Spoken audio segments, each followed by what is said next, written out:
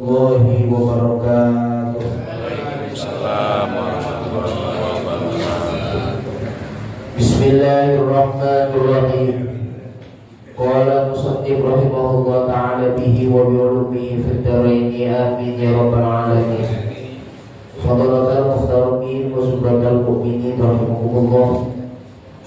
Para peserta ta'lim rutin Majelis Ta'lim Nurul Hidayah dirahmati Allah Subhanahu wa taala.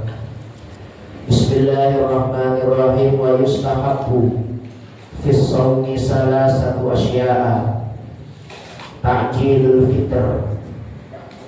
Ruwiya al-Bukhari an Sahal bin Sa'id radhiyallahu anna Rasulullah sallallahu alaihi wasallam qala la yazalu nas bi khairin sahur wa ruwiya ibn Hibban Inna ta'khirus sahur min sunanil mursalin. Ruwiya al-Bukhari anna Nabiyya sallallahu alaihi wasallam zayyana ma faragha min sahurihi. Qala Nabi sallallahu alaihi wasallam ila shalat fasalli. Qulna li anas kam kana baina faraghihima min suhurihima wa dukhulihima fi shalat. Qala qadra ma yaqra'u ar-rajulu khamsina ayah. Wa tarkul hajar minal kalam ay kalamil fahish wal batil. Qala Rasulullah sallallahu alaihi wasallam man lam yada' qawla az-zur wal 'amal bihi falaysa lillahi hajatun fi ayyata ta'ama wa syarab. Hadirin yang dirahmati Allah Subhanahu wa taala, pada kesempatan malam hari ini kita akan membahas yang kita sudah menjelaskan ada 10 yang merusak puasa. Pada kesempatan kali ini kita akan membahas tentang yang disunahkan. Sunnah ini jika kita kerjakan berpahala, ditinggalkan rugi. Jangan apa-apa ini. Dikerjakan dapat pahala, dikerjakan dapat pahala, ditinggalkan rugi. Kalau mancing nggak apa-apa, ditinggalkan.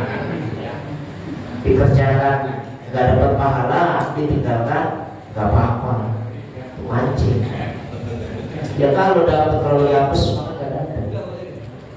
Baik, sunnah itu dikerjakan mendapat pahala, ditinggalkan tidak berdosa gitu ya, tapi rugi. Nah ini dalam puasa ada kesunahan-kesunahan yang apabila kita kerjakan, apabila kita lakukan, maka kita akan mendapatkan pahala yang banyak. Wa yustahabbu fis shaum salasatu asya'a. Disunnahkan dalam berpuasa itu ada 3 perkara. Yang pertama ta'jilul fitr, yaitu menyegerakan berbuka. Ini yang pertama. Jadi sunnah yang pertama itu kalau puasa itu ta'jilul fitr, menyegerakan berpuasa. Ketika masuk waktu langsung buka, jangan ditunda-tunda. Bahkan kalau ada orang yang seperti Pak Gunadi, Pak Salim gitu ya, yang biasanya adzan di masjid di musola, buka dulu, jangan adzan dulu, karena udah masuk waktu nih jam 6. Jebol dong, belum aja. Buka, nggak apa-apa, buka dulu, baru adzan. Jangan didahului adzan dulu, begitu. Itu namanya ta'jilul fitr, mendahulukan berbuka puasa. Kata kamus yang kayak begini mah nggak usah diajarin Ustaz, kalau bisa jam 5. Kalau boleh kan gitu ya. Kan kalau boleh kan gitu ya. Jam 12 juga saya nggak siap katanya. Namanya buka mah nggak usah bentar. Kenapa demikian? Ini harus Bapak pahami. Ternyata Rasulullah SAW ingin membedakan puasanya kita orang beriman, orang Islam, dengan 2 golongan. Golongan yang pertama golongan ahli kitab. Ya, golongan ahli kitab ini puasa, tapi ketika berpuasa bukanya itu beda. Dengan berbeda dengan bukannya orang beriman. Yang kedua puasanya orang Syiah. Nanti Bapak kalau belajar ilmu tauhid ada namanya golongan Syiah. Golongan namanya Syiah. Syiah itu menganggap Rasulullah SAW juga malaikat yang linglung. Dikatakan linglung 12. Yang musyrik, yang kafir itu yang Rafidhah. Yang 10 kemungkinan sisi berarti, tapi belum tentu gitu ya, belum tentu kafir itu. Kalau yang 10. Jadi kalau bicara Syiah nanti kita teliti. Kalau kita belajar ilmu teologi, Syiah itu jumlahnya ada 12. Yang satu yang kafir, yang Rafidhah. Yang Rafidhah itu adanya di Iran sana. Adanya di Iran. Kalau masuk hari Asyura, hari 10 itu bawa pisau, bawa pedang, bawa cambuk, nyakitin dirinya, diseset badannya, karena pernah dicambukin sampai keluar darah. Semakin banyak keluar darahnya, semakin banyak lukanya, mereka semakin semangat, semakin semangat, sehingga orang-orang yang demikian ini dianggap sebagai apa namanya, dosen di Paramadina, dosen. Kalau masalah dosen di Paramadina, jalan di mana, tapi bikinnya masih ada. Itu luar biasa. Makanya nanti kapan waktu kita bicara Syiah. Syiah ini berpuasa. Tadi kita kan buka pas dengar azan itu tanda sebenarnya. Pas masuk langsung ambil lontong, langsung ambil minuman, batalin puasa. Kalau Syiah enggak, ditunggu sampai malam. Maksudnya malam itu sampai betul-betul matahari terbenam, sampai hilang bias-biasnya. Berarti kalau Syiah itu dari jam 7 dan jam 7. Mendingan ikut siapa? Mendingan ikut Ahlussunnah. Ahlussunnah cepat bukannya enak. Bego amat gitu ya. Itu namanya. Itu nggak boleh. Kalau sekarang belum, coba lihat ke arah barat. Biasanya kalau matahari terbenam itu ada bias merahnya itu. Namanya kalau dalam bahasa ilmu langit itu namanya mega merah. Dalam bahasa Arab syafaqil ahmar. Mega merah. Itu ada biasnya, ada cahayanya di sana. Ada cahayanya, ada biasnya. Sampai dia betul-betul hilang, baru boleh buka. Yang unik lagi, puasanya orang-orang Syiah itu, kalau dia habis buka, kok ketiduran, bangun jam 10 udah gak boleh makan lagi. Kalau kita kan enggak, buka lontong sama bakwan, mulai sebelum habis sholat maghrib makan nasi padang, ntar habis sholat taraweh roti bakar sama indomie, kan begitu. Iya kan? Berarti sebenarnya puasa itu kita cuma pindahin buka, pindahin makan, gitu. Kalau mereka nggak boleh tuh, kalau udah tidur nggak boleh makan lagi sampai sahur. Bukan begitu, bosan buat buka langsung. Azan itu cuma simbol. Ternyata yang azan buka dulu, ngabisin kolong dulu. Ini sakitnya Pak Sakio nungguin mana nih yang azannya. Yang azan kurang ajar kayak yang bagus. Kolong dulu habisin, lontongnya kok udah azan ini musola. Ternyata jam 6 lewat 10 baru kelar itu. Padahal azan jam 6 kurang 5. Jadi 15 menit sendiri itu. Baru azan, Allah, alhamdulillah. Baru buka. Maka jangan patokannya itu jangan azan itu cuma simbol. Jamnya peredaran bayangan, rumusan bayangan kan gitu ya. Kemarin udah dijelaskan ya jam istiwa ya, balik lagi saya. Nah kalau misalnya ada waktu udah segera kan gitu. Ya syukur-syukur langsung mendengar ada, kalau TV kan langsung terdengar ada dan sebagainya. Saya ingat betul dulu waktu saya masih kecil itu ya, nyari TV kan belum terlalu banyak gitu ya, nyari siaran yang azan maghribnya lebih cepat. Itu saya gitu. Ternyata yang lebih cepat itu TVRI Jogja. Dulu ada Mbak, yang lama itu TVRI Palembang itu sama TVRI Medan. Ini lama banget belum ada kan gitu. Itu udah makan habis kan gitu. Ternyata kan TVRI itu banyak ya. Ada TVRI Jawa Barat, Jawa Tengah, Jawa Timur. Jawa Timur lebih duluan itu.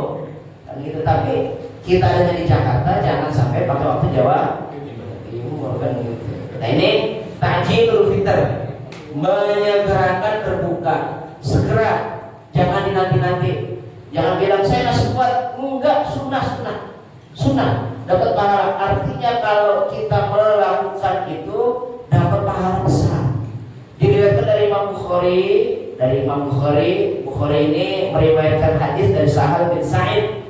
Sesungguhnya Rasulullah SAW bersabda, tidak henti-hentinya kebaikan bagi manusia saat menyegerakan berbuka. Jadi kalau pas waktu masuk langsung buka, setiap makanan yang kita makan itu sampai habis makanan itu seluruhnya kebaikan. Makanya mohon izin kalau Ramadan itu ya bagusnya kan gitu, bukanya bareng gitu ya.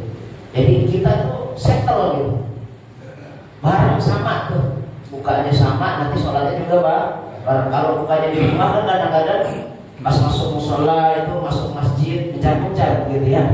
Kecuali di masjid rumah juga kan gitu sholatnya. Nah kalau di masjid itu bareng, bukanya bareng, minumnya bareng, selesainya bareng. Ayo beli takjilan sana, beli bukaan, makanan pembuka kan gitu. Jadi takjil itu istilah makanan pembuka. Padahal waktu menyegerakan berbuka. Maka kalau ada orang makan di awal Ramadan, di awal buka tadi, maka tidak henti-hentinya kebaikan dari Allah Subhanahu wa Ta'ala. Artinya pahala semua. Masya Allah, pahala semua.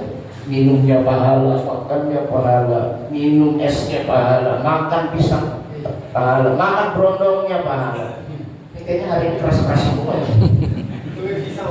Ini enggak aja apa-apa. Sunnah jangan sampai ya, jangan sampai meninggal sunnah. Lagi juga ini fasluma baina siyamina ya, yang membedakan puasanya kita dengan puasanya Syiah itu bukan buru-buru gitu ya, tapi buru-buru setelah masuk waktu kan begitu. Selanjutnya yang nomor dua sunnah nomor dua, wa ta'khirus sahuri, dan mengakhirkan waktu sahur. Kalau buka cepat-cepat, kalau sahur jangan buru-buru, akhirin. Maksudnya buru-buru bagaimana? Masuk waktu sahur itu disebut awqatis sahur itu mulainya 2:30 jam 2, sepertiga akhir jam 2 tuh, sampai 10 menit sebelum azan. Namanya imsak kalau di sini. 10 menit lah gitu sebelum azan, masuk azan. Pokoknya sebenarnya bukan 10 menit, pas azan subuh. Itu namanya sahur tuh, akan waktu sahur.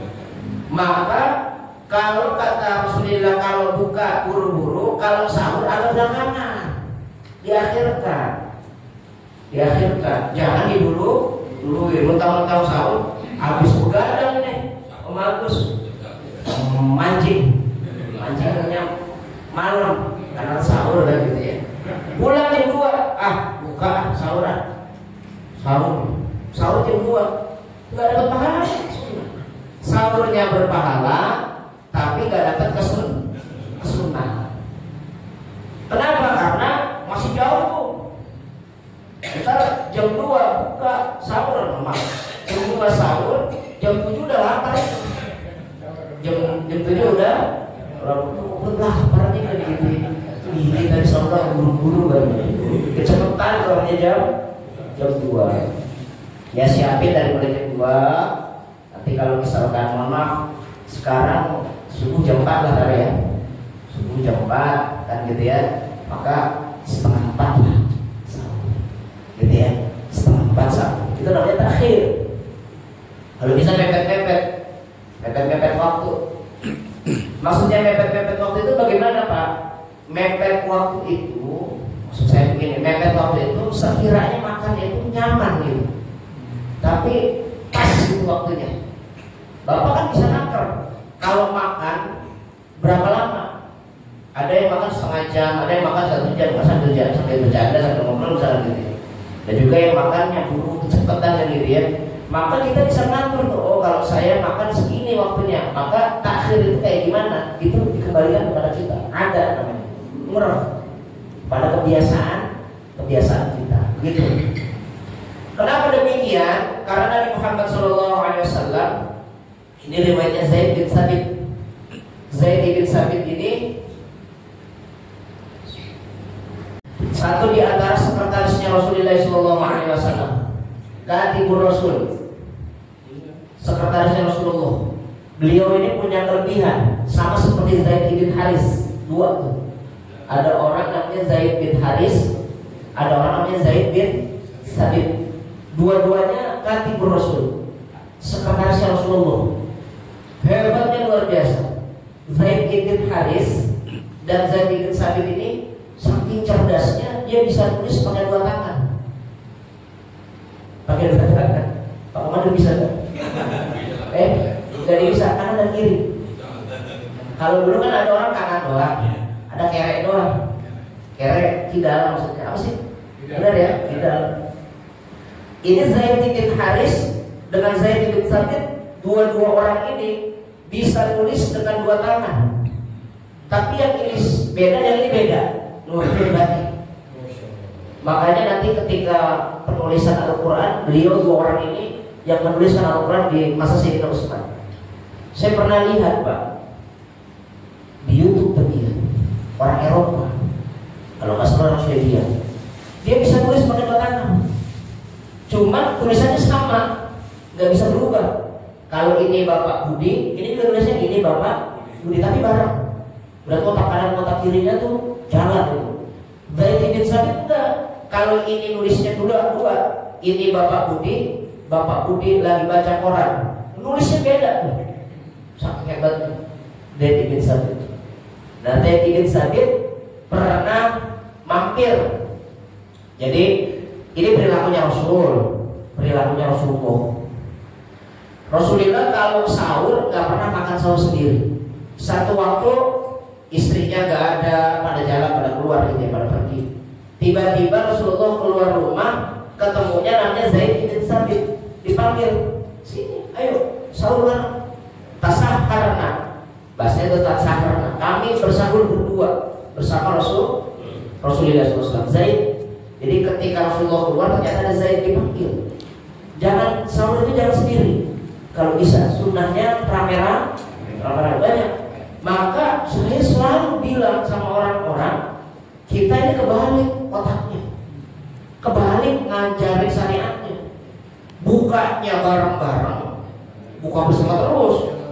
Setiap hari pertama kayak 30 tuh. Alumni SD, TK, SMP, SMA, kuliah terus aja kan gitu. Angkatan apa kan gitu. Giliran sahur kagak. Giliran sahur masih, tapi ada juga yang nyelak, tapi sama bini. Iya, kalau lagi ada bini. Kalau bini lagi pulang kampung duluan dan lain sebagainya. Jadi Rasulullah seringnya itu sahur bersama. Kalau nggak sama anak, sama bini. Kalau nggak sama bini, sama anak, sama orang. Keluar rumah ada Zaid bin Sabit. Sini Zaid, ayo ya Rasulullah, saya juga kebetulan ini belum sahur. Dan perilakunya Rasulullah kalau urusan makan ini Pak, nawarinnya kagak basa-basi. Kalau Bapak kan nawarinnya basa-basi. Saya bisa dibawa ya, saya bisa dibawa, kagak dibungkus. Maksudnya kagak jadi. Orang mau dipisah ditawarin bungkus. Lagi ilok saya rusak begitu kalau dibungkus. Dan kemarin bego semuanya. Saya kagak ngerti kan gitu. Ini Rasulullah nih. Ini jangan pakai ilmu yang bagus. Kalau pakai ilmu yang bagus begitu. Tawarin aja, tawarin. Maaf ya. Jadi Rasulullah itu kalau nawarin makan kagak basa-basi. Ini contohnya Abdullah bin Umar diajak makan sama Rasulullah. Kata Rasulullah, sini Abdullah makan. Dipegang tangannya, lalu diantar ke meja makan. Tuh meja makannya duduk, itu nasinya, itu lauknya, ayo makan. Lalu yang ada sama Siti Fatimah itu pada saat itu di rumah Fatimah itu ternyata cuma ada hummus, roti kering, panjang kayak begitu. Kata Rasulullah, Fatimah cari lauknya, ada cuka, di bawah cuka apel, cuka baso, cuka apel. Kata Rasulullah SAW, ni'matul ta'am al-khala, sebaik-baiknya makanan itu kalau ada cuka apelnya. Dimakan sama Rasulullah. Itu Abdullah bin Umar tadi kagak doyan sama cuka apel, tapi karena Rasulullah SAW makan, ikut jadi hobi, jadi senang. Jadi menghobikan dirinya karena ada kekasihnya hobi gitu. Begitu tuh Abdullah bin Umar. Kata Abdullah bin Umar, selama ini yang ngajak makan gak basa-basi itu hanya Rasulullah. Dipegang tangannya, dibawa ke tempat makan, ini piringnya, ini sendoknya, disendokin. Lu bapak kan kagak, makan di sini, makan ya, dikasih makan. Bener ya kan. Bodo amat sih ngomong apa nih? Iya, gak dihilangin sih, kadang-kadang yang seperti itu. Tapi memang harusnya begitu ya. Rasulullah SAW itu kayak gitu. Cara Rasulullah. Jadi Zaid disuruh makan itu, ayo makan, gitu, makan bareng sama Rasulullah SAW. Jadi tidak ada makanan sebaik makanan sahur. Sekali lagi, kalau kita makan di luar waktu sahur, mohon maaf Bapak, waktu sahur ini bukan cuma Ramadan, tapi tiap malam ada itu. Jadi tidak ada makanan sebaik waktu sahur. Apalagi masuk bulan Ramadan. Luar biasa. Kalau kita makan pisang, kuping gajah, berondong, ini apa ini? Apa ini? Kacang koro. Kacang koro ya. Kopi, jus, biasa-biasa aja. Tapi kalau makannya di waktu sahur, ketoprak barokah. Benernya bener. Ketoprak barokah, pisang barokah, bubur kacang barokah. Semua yang dimakan di waktu sahur berkah. Kata Rasulullah SAW begitu. Ini apa itu? Sungguh saya dikasih sama Allah Subhanahu Wa Taala satu waktu, dimana kalau ada orang minta berdoa kepada Allah Subhanahu Wa Taala di waktu itu nggak ada doa. Dimana kalau ada makanan dimakan pada hari itu, pada waktu itu, maka makanan itu mengandung keberkahan. Mengandung keberkahan. Jadi nggak ada masalah ketoprak, indomie, nggak ada itu namanya barokah. Makan itu nggak barokah, nggak ada berkah makanan itu. Tapi kalau dimakan di waktu sahur, jadi berkah. Makanya saya punya guru, Abu Fasir, kalau makan itu cuma waktu sahur doang. Makan cuma waktu sahur doang. Yang ada di Serang sana. Itu kalau makan waktu sahur doang. Setelah itu puasa sepanjang malam, sepanjang hari. Habis sahur, habis buka cuma minum air aja. Ntar makannya di waktu sahur. Sehatnya luar biasa. Sehatnya luar biasa. Masya Allah. Maka makanan-makanan di waktu sahur itu makanan baru. Lalu Zaid bin Sabit diajak makan bersama. Setelah makan Rasulullah SAW bebersih, tentu sikat gigi, mandi, dan begitu ya. Qala Nabi Sallallahu Alaihi Wasallam, lalu sholat Nabi, sholat. Habis makan, sholat. Lalu si Zaid ditanya, Zaid itu berapa lama sholatnya Rasulullah? 2 rakaat. Iya, berapa lama sholatnya? Kata Zaid, ma yaqra'ur rajul khamsina ayat. Kira-kira Rasulullah itu baca 50 ayat. Kira-kira baca 50 ayat. 50 ayat ini udah Bapak gak usah ngetes, saya udah nyoba. 50 ayat ini kisarannya 10 menit. 50 ayat ini kisarannya 10 menit, berarti satu rakaat 25 ayat. 25 ayat. 2 rakaat berarti 50 ayat. Sholatnya Rasulullah 50 ayat. Maka setelah kata Zaid bin Sabit, setelah baca 50 ayat, Assalamualaikum, masuk waktu subuh. Berarti ada spare tuh Pak. Ada split waktu 10 menit. 50 ayat 10 menit. Dalam bahasa orang Islam Indonesia disebut waktu imsak. Paham kagak? Jadi selesai makan Rasulullah, bebersih, lalu bangun sholat 2 rakaat. Kira-kira 2 rakaat itu baca 50 ayat. 50 ayat itu berapa? Kisaran 10 menit. Berarti ada waktu kosong tuh antara sahurnya Rasulullah dengan sholat subuh. Selesainya Rasulullah sahur sampai sholat subuh tuh ada waktu khamsina ayat, 50 ayat. 50 ayat ini dimaksud oleh para ulama Indonesia, di kitanya orang Indonesia nih, disebut namanya imsak. Ada orang baru belajar kemarin, baru ngapalin hadis 1-2, celananya udah dipanjangin dan gitu. Jadi gue bingung gitu Bang, heran. Saya kan sholat juga ya, kita kan sholat gitu ya, lama tapi jidat saya nggak pernah tuh di tempat bingung. Kalau dia seminggu tuh langsung ada. Boleh silakan makan. Boleh silakan makan. Ini mau diterusin. Kalau masih ada makanan di tangan Anda, udah masuk waktu subuh, terusin makannya. Ampun, kan gitu. Ini namanya salah paham. Salah atau paham yang pahamnya salah di jangan-jangan. Salah memahami hadis. Jadi kalau udah subuh mah berhenti toh. Kalau udah subuh mah berhenti. Waktu imsak itu dipakai 10 menit, kira-kira 10 menit ya. Khamsina ayat 50 ayat itu. Makan kira-kira 10 menit cukup apa enggak Bapak? Cukup. Masak mie 5 menit. Kan gitu ya. Masak Indomie itu 5 menit, 3 menit masak Indomie. Kalau pakai telur 5 menit, makan 5 menit, selesai 10. Pas. Habis itu bersih kan gitu ya. Habis itu langsung mandi kan, sholat kan gitu. Itu namanya imsak. Jadi Rasulullah SAW senantiasa mengakhirkan waktu sahur. Tapi mohon maaf ya, yang disebut pengakhiran waktu sahur ini penuh dengan manajemen. Begitu Pak. Bukan mengakhirkan waktu sahur yang diketahui ya 5 menit lagi mau subuh baru makan. Kalau jam 4 subuh maka jam 3.15 dah. Begitu kan? 3.15 kita makan. Asumsinya selesai setengah 4. Setengah 4 beres.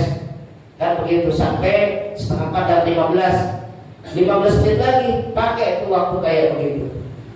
Makanya dulu guru saya Kiai Nurudin Munawwar Tapak Sunan, beliau itu kalau tahajud di waktu Ramadan itu dia setengah 4 biasanya. Gitu. Jadi beliau itu tarawihnya tahajudnya hari Sabtu wajib tahajud ya. Nah, malam Sabtu wajib tahajud. Itu setengah 4 tuh. Sahur itu setengah 4 udah harus rampung. Setengah 4 kita sudah melakukan tahajud. Jam 4 langsung subuh, langsung begitu. Itu luar biasa kayak dulu. Apa namanya? Kalau kata kita bahasa saya itu sangat luar biasa hati-hati. Ya, meninggalkan perkataan keji yang melampaui batas, seperti kandangi mati, seperti ngadu domba, ngomongin orang, gitu. Bukan cuma puasa perut, badan, tapi puasa juga lidahnya. Puasa juga mulutnya. Kadang-kadang kita ngomongin orang, ngomonginnya di tukang sayur biasanya. Ibu-ibu ngomongnya di tukang, begini iya, gue juga tahu begitu. Dan begitu, begini nggak ada yang utuh. Itu namanya tarkul hajar nal kalam, meninggalkan omongan yang keji. Jangan yang keji, yang nggak berguna aja tinggalin. Yang nggak berguna aja tinggalin. Contohnya kalau ngomongin sesuatu yang kira-kira nggak ada manfaatnya, ngomongin 4. Ada manfaatnya kan itu? 4 ngomongin ada 4 pancing. Ngomongin lagi itu joran yang bagus yang mana? Itu nggak ada faedahnya itu, nggak ada faedahnya. Jadi mancing itu mau pakai joran cakep atau jelek, asal nggak apes kena tuh ikan. Percaya sama saya, itu cuma sugesti aja. Ada yang beli pancingan sampai jutaan, bodoh. Orang bodoh. Padahal bikin pakai bambu juga takut itu ikan. nggak tahu doanya sih, kalau ada doanya sih gampang. Yang penting. Maka pada posisi di situ Pak ada hadis walau dianggap dhaif, bahkan sebagian orang menyatakan palsu tipe hadis. Naum sha'ib ibadah itu, tidurnya orang puasa itu ibadah. Tapi kalau kita melihat konteks yang diajarkan Rasulullah SAW dalam rangka meninggalkan omongan yang gak berguna, omongan yang keji, tidur itu lebih baik, ada manfaatnya. Naum sha'ib ibadah, bolehlah, boleh dibaca itu dhaif atau dibilang itu hadis palsu. Mana ada orang tidur ibadah? Pak, Bapak lupa baca hadis itu nggak tekstual, tapi harus dengan apa sebabnya dibaca hadis. Contoh begini, dibaca hadis nih, Pak Ayat lagi puasa tidur, kata Rasulullah tidurnya orang puasa ibadah. Yang ibadah itu puasanya apa tidurnya? Puasanya atau tidurnya? Puasanya. Pak Ayat lagi puasa tidur, maka ibadahnya apa? Puasa. Tapi karena Pak Ayat lagi puasa tertidur, tidurnya dianggap ibadah. Kenapa? Karena dia lagi puasa. Ada di bulan Ramadan, Om Agus sudah puasa, tidur. Ada hadis ngomong naum sha'ib ibadatun, tidurnya orang yang di bulan Ramadan, bahasanya kan gitu ya, ibadah. Ibadah enggak? Enggak, orang pada puasa. Tapi kalau Pak Ayat tadi puasa, lalu dia tidur, maka yang dinilai ibadahnya itu adalah puasa. Karena Pak Ayat puasa, kondisinya tertidur, tidurnya dianggap ibadah. Begitu cara bacanya sih. Maka saya berkali-kali baca di situ jangan tekstual, tapi baca hadis itu harus dengan kontekstualnya, gitu, secara bagusnya, gitu, cara itu. Enggak itu banyak orang yang bilang ya kalau saya sohe ar-ramyu was-sibahah, kan begitu. Yang pertama berkuda dulu, ar-ramyu was-sibahah, ajarin anak kamu menunggang kuda, kata Rasulullah.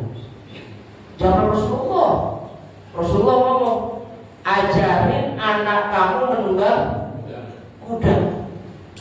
Begitu Rasulullah ngomong.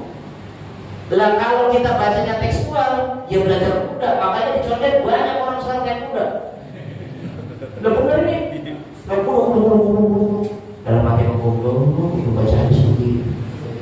Ini mohon maaf ini salah bacaan. Zaman Rasulullah berkendaraan itu kuda. Hari ini tenaga kuda diganti Fortuner, diganti Alphard, diganti Pajero, diganti Avanza. Maka kata Rasulullah ajarin anak kamu berkendara, jangan sampai nggak bisa. Apes-apesnya kalau nggak ada pekerjaan dia jadi sopir, apes-apesnya jadi Grab, Gojek, begitu maksudnya. Ini kan maksudnya life skill dari Pak, life skill. Jadi anak kalian itu nggak bisa naik motor. Saya punya kawan soalnya unik, khotib kiai Pak, orang situ. Saya nggak mau nyebut nama deh. Kalau suruh mau jawab. Ayo Pak, coba. Dia itu khutbah kemana-mana.